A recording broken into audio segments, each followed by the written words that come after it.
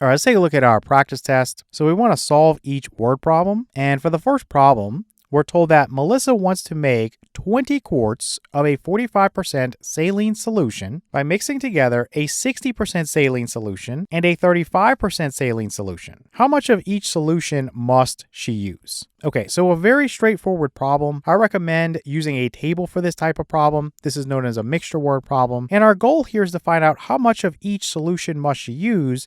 And this is in terms of quarts, right? Because we know in the end, she wants to make 20 quarts of a 45% saline solution. So what I'm going to do is just go down to the table, just fill things in, and then we'll go through and get an equation going, and we'll have a solution pretty quickly. So at the end of the day, I know that there's 3 solutions here.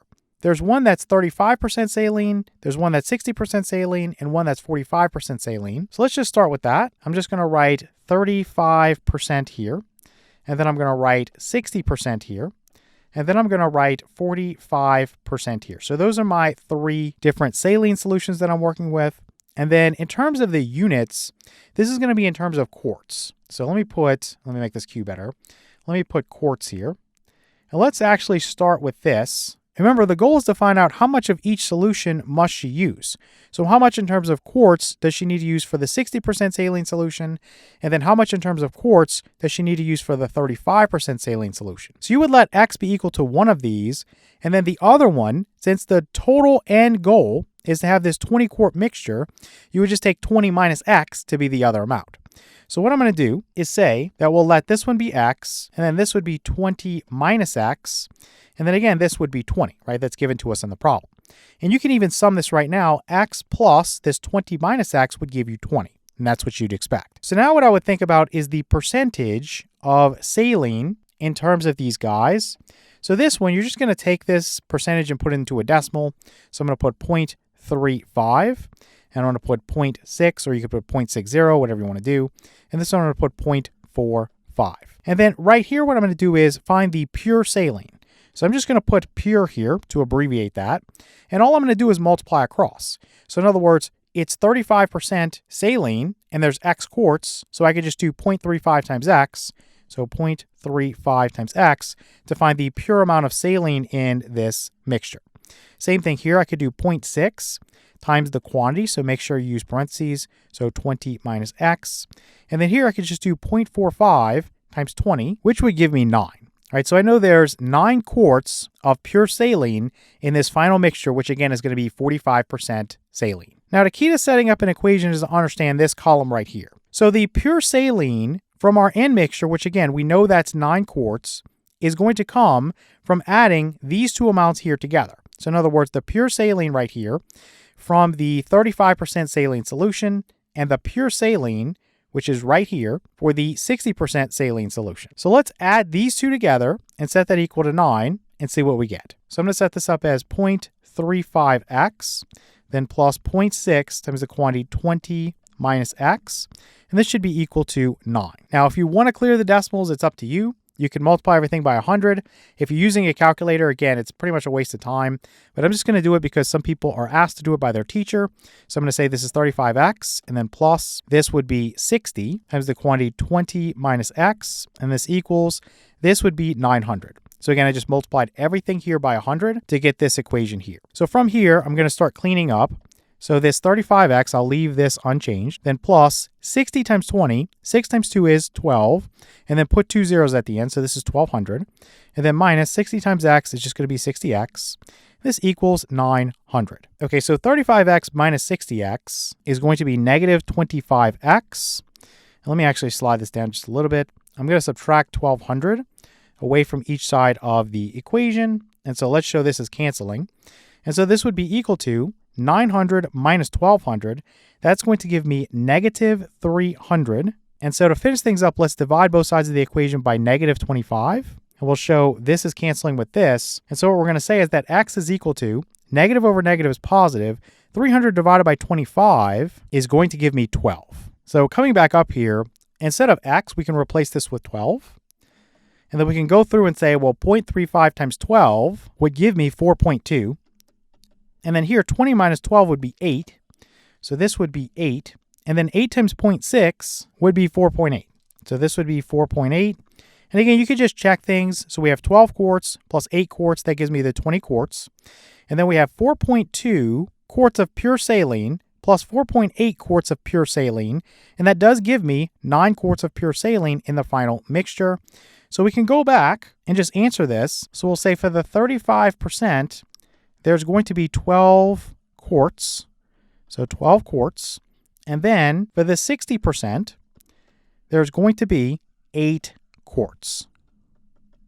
All right, let's look at problem number 2 now. So we have that Farmer John's hot peanuts, which cost $3 per pound, is made by combining peanuts, which cost $4 per pound, with spices, which cost $2 per pound. Find the number of pounds of peanuts and spices required to make 16 pounds of Farmer John's hot peanuts. You know that you're combining peanuts and spices to get these hot peanuts. So let's just fill out the table. All right, so we know we have peanuts, so let's write that out like this. And then we know we have spices, so let's write that out like this. And then we know we have hot peanuts. I'm just going to abbreviate that, so H period, P period. This is the final product. Okay, so going back, we are asked to find the number of pounds of peanuts and spices required to make 16 pounds of Farmer John's hot peanuts. Okay, so what I'm going to do, since I know the end result here is going to be 16 pounds, I'm going to put pounds here. So this is going to be pounds. And I know this is 16. Now, I don't know what this is or this is, but I know when I add them together, I get 16. So I can let this be x, and then this would be 16 minus x. Again, if you sum those together right now, x plus 16 minus x would give you 16. So that's a check. Now, we're going to think about the cost per pound. Okay, that's how we're going to do this. So let me get rid of that and put this like this. And so if we go back, it tells us for the peanuts, we're going to get $4 per pound. The spices, it's $2 per pound. And the end mixture, the Farmer John's hot peanuts, that's $3 per pound. So I'm going to put this right here as 4. I'm going to put this right here as 2. And this guy right here is going to be 3. So if we multiply across, what would we get? We would get our total cost. So let's say the total cost like this, right? So in other words, if I have X pounds of peanuts and it's $4 per pound, well, it's 4 times X for the total cost or the total amount spent on peanuts. So this is 4X. Then for spices, it's 2 times the quantity 16 minus X. So 2 times the quantity 16 minus X. Then for this one, we know he's making 16 pounds of the hot peanuts and they cost $3 per pound. Well, 3 times 16 is 48. So the total cost is 48. So how do we get an equation going? Well, I know that the total cost for the hot peanuts, this 48 right here, comes from the total cost of peanuts, so that's 4x, plus the total cost from spices, which is 2 times the quantity 16 minus x. So this should be equal to this 48 right here. And if you want to make this a little bit easier, let's just divide everything by 2. So this would be 2x plus 16 minus x is equal to 24. Again, not necessary, but I think it saves you a little bit of work. So what I'm going to do from here, 2x minus x is going to be x. So then plus 16 is equal to 24. Let's subtract 16 away from each side of the equation. That would cancel. So you're going to get x is equal to 8. So x is 8. So I'm just going to replace this with 8. And I'll replace this with 8 as well. 16 minus 8 is 8. So 8 plus 8 is 16. So that part checks out. And then in terms of your total cost, 4 times 8 would be 32. So he spent $32 on peanuts. And then 2 times 8 is going to be 16. So he spent $16 on spices. And yeah, 32 plus 16 is 48. That's the total cost of making the Farmer John's hot peanuts. Okay, so we'll go ahead and say that there's 8 pounds of each. Let's go 8 pounds of each. And again, it's up to you in terms of how you want to write this, if you want a nice sentence, or if you just want to say 8 pounds of peanuts and then 8 pounds of spices. It's up to you how you answer. All right, let's look at problem number 3. So we have here that Jennifer needs to make 16 pounds of an alloy containing 85% copper. She is going to melt and combine one metal that is 76% copper with pure copper. How much of each should she use? So in other words, how many pounds of the pure copper should she use? And then how many pounds of the 76% copper should she use? We know the end result is 16 pounds. So let's go down here. I'm going to put this 76% here. Pure copper is 100%, so let's just put 100%. You could write pure copper. Again, this is just to set up some information, so whatever you want to do. And then the end result is 85% copper. This is given to us in terms of pounds. So let's write that there. We see that the end result is 16 pounds. So I'm just going to write in a 16 here. Now we don't know the pounds for this one or this one, but again, I could just use X here and then 16 minus X here like we did in the previous two examples. Again, if you sum this, X plus 16 minus X, you get 16. So then we would want the percentage of copper. So this would be 0.76, this would be 1, and this would be 0.85. Okay, so if we multiply across, what we're going to get is the amount of pure copper. So this right here is pure copper in this column. So this would be 0.76x. This would be 1 times the quantity 16 minus x, so just 16 minus x. And this right here would be 0.85 times 16. That would be 13.6. So what I would do from here is realize that, again, the amount of pure copper in my end result is going to come from this guy right here plus this guy right here. So I'm going to say 0.76x plus 16 minus x is equal to 13.6. So again, you can multiply everything by 100 or just use your calculator. It's up to you. For the sake of completeness, I'm just going to keep doing that. I'm going to say this is 76x plus 1600 minus 100x is equal to, this would be 1,360. All right, so from here, if you do 76x minus 100x, that's going to give me negative 24x. Let me actually subtract 1600 away from each side of the equation so we can get rid of that. So this would be equal to 1,360 minus 1600 would be negative 240. Let's divide both sides of this equation by negative 24. So this would cancel. We're going to get x is equal to, negative over negative is positive. 240 divided by 24 is going to be 10. So coming back up here, let's put this as 10. 16 minus 10 is going to give me 6. So again, if you just want to check this, 10 plus 6 is 16. And then going through this right here, if I put 0.76 times 10, that's 7.6. So this is 7.6. And 1 times 6 would be 6. So in other words, if you sum these two amounts together, the pure copper from here plus the pure copper from here, well, 7.6 plus 6 is 13.6, or the amount of pure copper in the end result. So coming back up here, I'll just put for the 76% copper, she's going to use 10 pounds. So 10 pounds. And then for the pure copper, you could put pure, or I'll just put 100% like this. We'll go ahead and say that this was 6 pounds that she needs to use. All right, let's take a look at problem number 4. So we have here that Joe asked you to make 14 gallons of fruit punch that contains 60% fruit juice by mixing together some sweet tropical fruit punch and some grape juice. And I have a note here that this grape juice is going to be 100% fruit juice. So then how much of each ingredient do you need if the sweet tropical fruit punch contains 30% fruit juice? So just like all the other problems, we have this end mixture here, which is 14 gallons. Okay, so we know that. But we're trying to figure out how many gallons of the sweet tropical fruit punch we need, and then how many gallons of the grape juice we need. So let's go down, and maybe we'll put S period, T period for the sweet tropical, and then I'll write in grape here for that guy. And let's write F period, P period for the end mixture, the fruit punch that we want. So let's put gallons here. So gallons. And coming back, again, it's a 14-gallon end result, right? The fruit punch that we're looking to make. So let's let this be X, and then this can be 14 minus X. Again, you can switch that up if you want. You just need to have X plus 14 minus X be equal to 14. Okay, so that checks out. So the next thing would be the percentage of pure fruit juice. We know that the grape juice is 100%. We know that the sweet tropical fruit punch is 30%. And we know the end mixture, this fruit punch that you're trying to make, is 60%. So let's go back and say that this is 30%, so 0.3 as a decimal. The grape juice, again, is 100%, so you could just put 1. And then for the fruit punch, this end mixture, it's 60%, so 0.6. And so we're just going to multiply across to get the pure fruit juice. Okay, so that amount in gallons. So this would be 0.3x. This would be 14 minus x, and then 14 times 0.6 would be 8.4. So again, we know how to set this up. We've been doing this for a while now.